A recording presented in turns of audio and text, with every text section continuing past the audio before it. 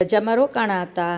આ ફાર્મ ઉપર વસ્તુઓ ઘટી એટલે આપણે ગયા બીજી વાડીએ, અને આ વાડીએ પણ સરસ મજાના ભીંડા અને બીજી વાડી પણ આવી ગઈ. અને આપણે જિજ્ઞાસાવશ આગળ ગયા.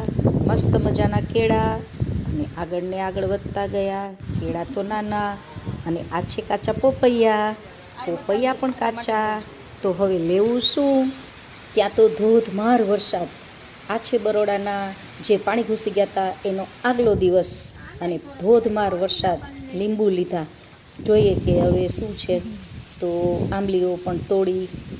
ખેતરમાં તો ગારો, અંદર ઘૂસાય એવું તો હતું નહીં, પરંતુ ઘરવાળા પ્રવીણકુમાર તો અંદર એક આંટો મારી આવ્યા અને હવે લાગ્યા પગ ધોવા.